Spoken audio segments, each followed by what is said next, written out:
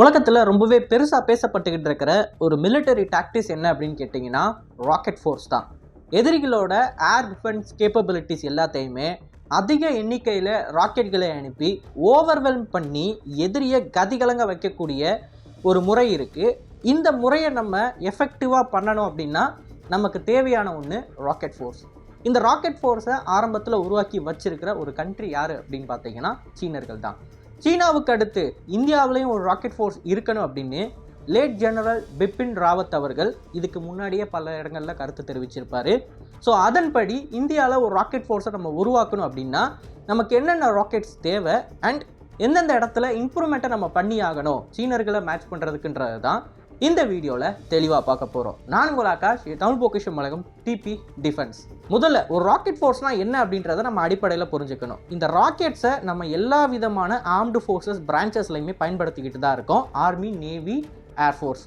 Armed forces கிட்ட இப்போதைக்கு இந்தியாவில் பிரம்மோஸ் அப்படின்னு சொல்லக்கூடிய ஏவுகணை இருக்குது. பிரளய் அப்படின்னு சொல்லக்கூடிய டாக்டிக்கல் பாலிஸ்டிக் மிசைல் இருக்குது. இந்த பிரளய் அப்படின்றது ரஷ்யா உக்ரைன் மேலே பயன்படுத்திக்கிட்டு இருக்கிற இஸ்கேண்டருக்கு எல்லா வகையிலையும் இணையான ஒரு ஏவுகணை தான். இதை தாண்டி நிர்பய் அப்படின்னு சொல்லக்கூடிய க்ரூஸ் மிசைல்ஸ் இருக்குது, பினாக்கா ராக்கெட் சிஸ்டம்ஸ் இருக்குது. ஸோ இது எல்லாத்தையுமே ஆர்மி பயன்பாட்டுக்குள்ளே கொண்டு வந்து அவங்க பயன்படுத்திக்கிட்டு இருக்காங்க. இதை தாண்டி நம்மளோட விமானப்படையிலையுமே பிரளய் அப்படின்னு சொல்லக்கூடிய இந்த பலிஸ்டிக் ஏவுகணைகளை பயன்படுத்திக்கிட்டு இருக்கோம், கிட்டத்தட்ட 120 அப்படின்ற எண்ணிக்கையில். அண்ட் அது மட்டும் இல்லாமல் நம்மளோட கப்பற்படையுமே பிரம்மோஸ் அப்படின்ற ஏவுகணையை பயன்படுத்திக்கிட்டு இருக்கு. இந்த பிரம்மோஸ் ஏவுகணையை கப்பற்படையில் இருக்கிற போர்க்கப்பல்கள் மட்டும் இல்லாமல் நீர்மூழ்கி கப்பல்களில் இருந்தும் லான்ச் பண்ணலாம். அண்ட் அதே சமயம் விமானப்படையிலையுமே ஏர் லான்ச்சு பிரம்மோஸ் வேரியன்ட் இருக்குது, சுக்காய் போர் விமானங்கள்லேருந்து லான்ச் பண்ணுற மாதிரி. இப்படி ஏற்கனவே இந்தியாவில் இருக்கக்கூடிய எல்லா வகையான ராக்கெட்ஸையுமே ஆர்மி, நேவி, ஏர்ஃபோர்ஸ்ன்னு சொல்லி 3 பேரும் பயன்படுத்திக்கிட்டு தான் இருக்காங்க. இதை தாண்டி 4வதாக ஒரு ஆளும் நம்மக்கிட்ட இருக்கக்கூடிய ராக்கெட்ஸை பயன்படுத்துகிறாங்க. அவங்க யாருன்னு பார்த்தீங்கன்னா ஸ்ட்ராட்டஜிக் ஃபோர்ஸஸ் அண்ட் கமாண்ட். இந்த கமாண்டோட ஒரே ரோல் என்ன அப்படின்னு பார்த்தீங்கன்னா இந்தியாவுக்கு எதிராக இருக்கக்கூடிய கண்ட்ரிஸ் மேலே நியூக்ளியர் ஸ்ட்ரைக்கை பண்ணுறது. இந்தியாவில் இருக்கக்கூடிய எல்லா அணு ஆயுதங்களையும் லான்ச் பண்ணக்கூடிய பிளாட்ஃபார்ம்ஸை இந்த குறிப்பிட்ட கமாண்டுக்கு கீழே தான் கொண்டு வருவாங்க. அண்ட் இந்தியா கிட்ட இருக்கக்கூடிய அந்த பலிஸ்டிக் மிசைல்ஸை தாங்கி SSBN சொல்லக்கூடிய சப்மரீன்ஸ் இருக்குது பார்த்தீங்களா, அதையுமே ஸ்ட்ராட்டஜிக் ஃபோர்ஸஸ் அண்ட் கமாண்ட் தான் அவங்களோட கண்ட்ரோலுக்கு கீழே கொண்டு வந்திருக்காங்க. அது நேவிக்கு கீழே இருக்காது, ஸ்ட்ராட்டஜிக் ஃபோர்ஸஸ் அண்ட் கமாண்டுக்கு கீழே இருக்கும். அவங்க சொல்கிற உத்தரவை தான் இந்த க்ரூ மெம்பர்ஸ் கேட்பாங்க. இதை தாண்டி ஸ்ட்ராட்டஜிக் ஃபோர்ஸஸ் அண்ட் கமாண்ட் கிட்டையும் அக்னி அப்படின்னு சொல்லக்கூடிய ஏவுகணையோட எல்லா சீரியஸுமே இருக்குது. அண்ட் சில பிரம்மோஸ் ஏவுகணைகளை மாடிஃபை பண்ணியும் அவங்க பயன்படுத்தலாம்.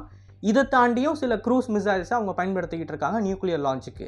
இப்படி ஏற்கனவே ராக்கெட்ஸை army, navy, air force, strategic forces and command அப்படின்னு சொல்லி எல்லாருமே பயன்படுத்திக்கிட்டு இருக்கிறப்ப எதுக்கு தனியாக ஒரு குரூப்பை ஓப்பன் பண்ணி அந்த குரூப்புக்கு முழுக்க முழுக்க ராக்கெட்ஸை மேனேஜ் பண்ணக்கூடிய அந்த ரோலை நம்ம கொடுக்கணும் அப்படின்னு கேட்டிங்கன்னா இப்போது இருக்கிற மாடர்ன் பேட்டில் ஃபீல்டை நம்ம புரிஞ்சுக்கிட்டாகணும்.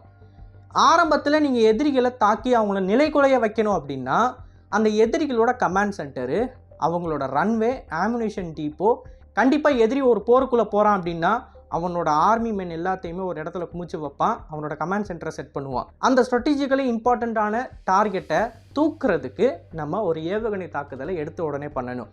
ஆனால் அப்படி ஏவுகணை தாக்குதலை நம்ம பண்ணணும்னா அதுக்கு ஏகப்பட்ட ஏவுகணைகளை லான்ச் பண்ணி ஆகணும். அதுக்கு ஒரு தெளிவான உதாரணம் ஈரான் இஸ்ரேல் மேலே பண்ண ஸ்ட்ரைக்கு தான். அந்த ஸ்ட்ரைக்கில் கிட்டத்தட்ட 100க்கும் மேற்பட்ட பலிஸ்டிக் ஏவுகணைகளை அவங்க லான்ச் பண்ணியிருப்பாங்க. லான்ச் பண்ணி இஸ்ரேலோட ஒரு முக்கியமான ஏர்பேஸை டார்கெட் பண்ணியிருப்பாங்க. அந்த அட்டாக்னால இஸ்ரேல் 3 நாட்கள் அந்த ஏர்பேஸை க்ளோஸ் பண்ணி வச்சு அதுக்கப்புறம் தான் திருப்பி ஓப்பன் பண்ணாங்க. அந்த அளவுக்கு ஒரு டேமேஜை ஏற்படுத்தணுன்றப்ப நீங்கள் கிட்டத்தட்ட 100க்கும் மேற்பட்ட பலிஸ்டிக் ஏவுகணைகளை லான்ச் பண்ணணும். பட் இஸ்ரேல்னு சொல்லக்கூடியது ஒரு சின்ன நாடு, ஆனால் சீனா அப்படின்னு சொல்லக்கூடியது நிலப்பரப்பு வைஸ் பெரிய நாடு. நம்மளோட எதிரியான பாகிஸ்தானுமே மிகப்பெரிய நாடு. இந்த 2 நாடுகளுக்கு எதிராக இதே மாதிரியான தாக்குதலை நீங்கள் பண்ணணும் அப்படின்னா உங்களோட பலிஸ்டிக் மிசைல் லான்ச்சோட ஸ்கேல் அப்படின்றது மிகப்பெரிய அளவில் இருக்கணும். ஸோ அவ்வளோ பெரிய ஏவுகணை தாக்குதலை பண்ணுறதுன்றது இப்போதைக்கு கரண்ட்டாக நம்மளோட ஆர்ம்டு ஃபோர்ஸஸ், ஏர்ஃபோர்ஸஸ், நேவி அப்படின்னு சொல்லி 3 பேர் கம்பைன் பண்ணி பண்ணக்கூடிய ஒரு விஷயந்தான். பட் இந்த 3 பேருக்குமே தனித்தனியாக ரோல்ஸ் இருக்குது அப்படின்றப்ப அவங்க மேலே இந்த ரோலையும் புகுத்துறது அப்படின்றது அவங்கள ஓவர்லோட் பண்ணுற மாதிரி இருக்கும். அதாவது அதிகமாக அவங்க கிட்ட வேலை பளுவை கொடுக்குற மாதிரி இருக்கும். ஸோ இதுக்கு ஒரு சொல்யூஷனுக்கான தான் என்ன பண்ணியிருக்காங்க சீனர்கள், ராக்கெட் ஃபோர்ஸ்ன்னு சொல்லி தனியாக ஒன்று உருவாக்கியிருக்காங்க. ஸோ இப்போ நம்ம ஒரு நாட்டோட போருக்கு போகிறோம் அப்படின்னா அந்த நாட்டோட முக்கியமான ஆமுனிஷன் டீப்போ, கமாண்ட் சென்டரு, ஏர்பேஸ்ன்னு சொல்லி இது எல்லாத்தையுமே அழிக்கிறதுக்கு தேவையான கமாண்டை நம்ம யாருக்கிட்ட கொடுப்போம்னா ராக்கெட் ஃபோர்ஸஸ் கிட்ட கொடுத்துருவோம். ஆர்ம்டு ஃபோர்ஸஸ், ஏர்ஃபோர்ஸ், அப்புறம் நேவி 3 பேருமே வேடிக்கை தான் பார்ப்பாங்க. இந்த டார்கெட்ஸுக்கு தேவையான ஏவுகணைகளை லான்ச் பண்ணக்கூடிய வேலையை ராக்கெட் ஃபோர்ஸே பண்ணிக்குவாங்க. ஸோ இதுதான் இந்த ராக்கெட் ஃபோர்ஸோட ரோலு. அண்ட் இந்த ரோலுக்கு ஏற்ற மாதிரி இந்த ராக்கெட் ஃபோர்ஸுக்கு எத்தனை ராக்கெட்ஸ் தேவை அண்ட் இண்டெக்ட் பண்ணியிருக்கிற ராக்கெட்ஸை மெயின்டைன் பண்ணுறது, கூடுதலாக தொழில்நுட்பங்களை இண்டெக்ட் பண்ணுறதுன்னு சொல்லி எல்லா வேலையுமே ராக்கெட் ஃபோர்ஸஸே பார்த்துக்குவாங்க.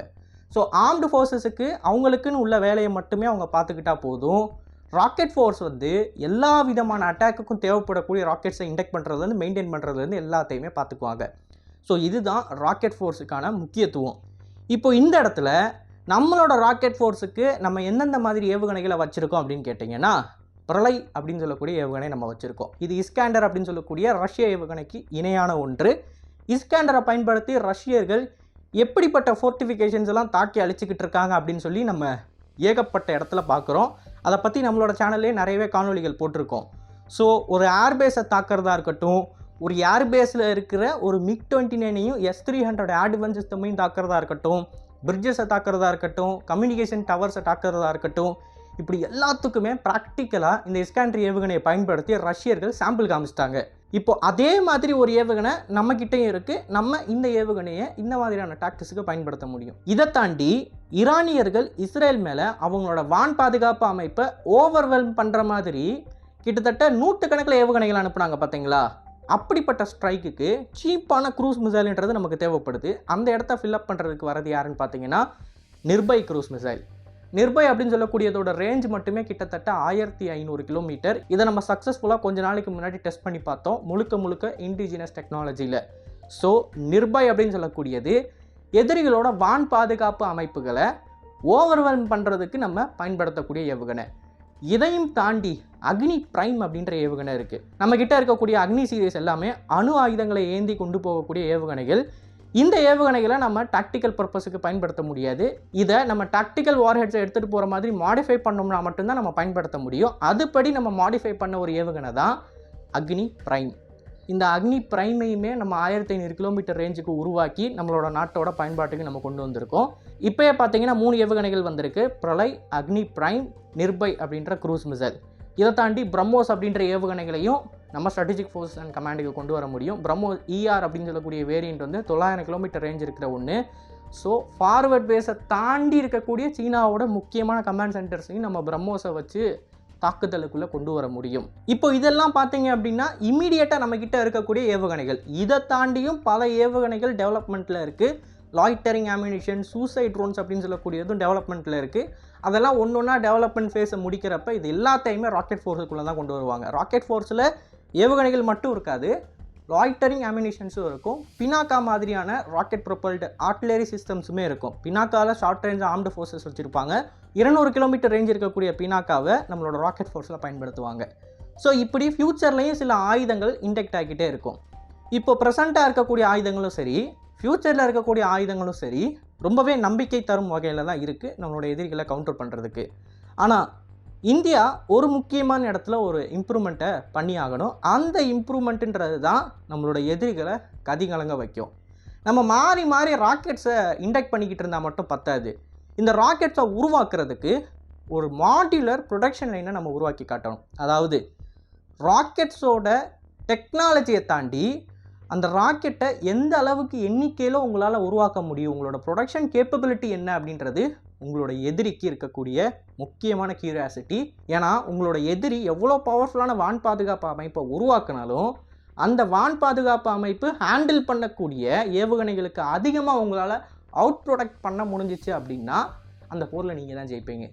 ஸோ எதிரிகளுக்கு மிசைல் டெக்னாலஜி அப்படின்றது என்னதான் ஒரு முக்கியமான ஒரு விஷயமா இருந்தாலும் அதையும் தாண்டி ப்ரொடக்ஷன் கெப்பாசிட்டி அப்படின்றதும் ரொம்ப முக்கியமான விஷயம்.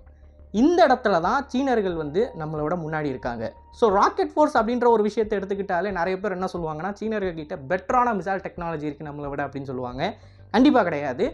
டெக்னாலஜியில் சீனர்கள் நம்மளை விட பல மடங்கு உயர்ந்திருக்காங்கன்னு சொல்லிலாம் நான் கண்டிப்பாக நம்ப மாட்டேன். ஏன்னா அவங்கக்கிட்ட இருக்கிறத விட பல மடங்கு கேப்பபிளான டெக்னாலஜிஸ் நம்மக்கிட்ட இருக்குது. ஆனால் எந்த இடத்துல நம்ம லேக் ஆகிறோம்னா ப்ரொடக்ஷன் லைனில் தான் நம்ம லேக் ஆகிறோம். சீனர்கள் வந்து மாட்யூலர் ப்ரொடக்ஷன் லைன் வச்சுருக்காங்க. அதாவது ஒரு ஏவுகணைகளை உருவாக்குறதுக்கு தேவையான மெஷினரி காம்பனன்ட்ஸ்லாம் இருக்குது பார்த்தீங்களா, இந்த காம்பனன்ட்ஸ் எல்லாத்தையுமே அவங்க தேவையான அளவுக்கு ஸ்டாக் பண்ணி வச்சுருக்காங்க. அவங்க நினச்சாங்க அப்படின்னா அவங்களோட கரண்ட் கெப்பாசிட்டியை 2 மடங்கு அதிகப்படுத்த முடியும். அண்ட் அவங்க இப்போ ஒரு போருக்குள்ளே போகிறாங்க அப்படின்னா அவங்க செலவு பண்ணக்கூடிய ஏவுகணைகள் எல்லாத்தையுமே இம்மிடியேட்டாக அவங்களோட நாட்டில் மேனுஃபேக்சர் பண்ணி வெளியே தள்ளிக்கிட்டே இருக்க முடியும். இந்த ஒரு கேப்பபிலிட்டி அப்படின்ற இடத்துல தான் நம்ம லேக் ஆகிறோம். ஸோ இதை பூர்த்தி செய்ய முடியுமா நம்மளாலன்னு கேட்டிங்கன்னா கண்டிப்பாக முடியும். ஏன்னா சீனர்கள் மாதிரி நம்ம உலகத்தில் எல்லாருக்கிட்டையும் உரண்டை இழுக்காமல் இருக்கும், நிறையவே நாடுகள் கூட நட்பாக இருக்கும். அப்படி இருக்கிறப்ப நம்ம அமெரிக்கன்ஸ் கிட்டே இருந்து மைக்ரோ சிப்ஸாக வாங்க முடியும். ஏன் நம்ம தைவான் கூட ஒரு பேச்சுவார்த்தை நடத்தி இந்தியாவில் இந்த மிசைல் காம்பனன்ட்ஸுக்கு தேவையான சிப்ஸை மேனுஃபேக்சர் பண்ணுறதுக்கு ஒரு பிளான்ட்டையே உருவாக்க முடியும். அந்த அளவுக்கு எல்லா விதமான மேற்கு நாடுகள் கூடயும் நம்ம நல்ல டிப்ளமேட்டிக் ரிலேஷன்ஷிப்பில் இருக்கோம். மேற்கு நாடுகள் அப்படின்னு சொல்கிறத தாண்டி ஈரான் கூடயும் நல்ல டிப்ளமேட்டிக் ரிலேஷன்ஷிப்பில் இருக்கும். நம்ம நினச்சோம் அப்படின்னா ஈரானோட சூசைட் ட்ரோன்ஸையும் இந்தியாவில் மேனுஃபேக்சர் பண்ண முடியும், ரஷ்யாவோட ஆயுதங்களையும் இந்தியாவில் மேனுஃபேக்சர் பண்ண முடியும். ஸோ இந்த அளவுக்கு டிப்ளமேட்டிக்கலாக நம்ம ஸ்ட்ராங்காக இருக்கோம். அப்படின்றப்ப இதை ஒரு லெவரேஜிங் டூலாக பயன்படுத்தி இந்த ப்ரொடக்ஷன் லைன் கேப்பபிலிட்டியில் இருக்கக்கூடிய நம்மளோட நெகட்டிவ்ஸை பூர்த்தி செய்ய முடியும். இதோட அர்த்தம் என்ன அப்படின்னா, என்னதான் சீனர்கள் கிட்ட நம்மளை அவுட் ப்ரொடியூஸ் பண்ணுற அளவுக்கு ப்ரொடக்ஷன் கேப்பபிலிட்டி இருந்தாலும் உள்நாட்டில் அவங்களே சிப்ஸுக்கு தேவையான அந்த மைக்ரோ கண்ட்ரோல்ஸை உருவாக்கினாலும் நம்ம கிட்ட இந்த மேற்கு நாடுகளோட நல்ல ரிலேஷன்ஷிப் இருக்குது அப்படின்ற காரணத்தினால நம்ம அமெரிக்கன் கண்ட்ரிஸ் கிட்ட இருந்து டைரெக்டாக இந்த ஏவுகணைகளை பொருத்தக்கூடிய அந்த மைக்ரோ சிப்ஸ் அண்ட் மைக்ரோ கண்ட்ரோலர்ஸை வாங்க முடியும்.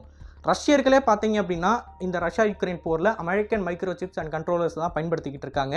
ஆனால் அது டேரெக்டாக அவங்க கிட்ட இருந்து வாங்காமல் தேர்ட் பார்ட்டி மூலமாக வாங்குறாங்க. தேர்ட் பார்ட்டி மூலமாக நம்ம வாங்குறப்ப நம்ம எதிர்பார்க்குற அளவுக்கான ஒரு இன்புட்டை நம்ம கொண்டு வர முடியாது. ஏன்னா நமக்கு 100 சிப்ஸ் தேவைப்பட்டுச்சு அப்படின்னா அங்கேருந்து வர்றது 10-20 தான் இருக்கும். ஆனால் டைரெக்டாக இதே இது அமெரிக்கன் கம்பெனிஸ் கிட்டேருந்து நம்மளால் வாங்க முடியுன்ற ஆப்ஷன் இருந்துச்சுன்னா நம்ம எந்த அளவுக்கு ஏவுகணைகளை உருவாக்கணும் அப்படின்னு நினைக்கிறோமோ அதற்கான அந்த பார்ட்ஸ் நமக்கு கிடைக்கும். ஸோ ஃபஸ்ட்டு ஆப்ஷனு டிப்ளமேட்டிக்கலாக இருக்கக்கூடிய நம்மளோட ரிலேஷன்ஷிப்ஸை பயன்படுத்தி சீனர்களை அவுட் ப்ரொடியூஸ் பண்ணுறது.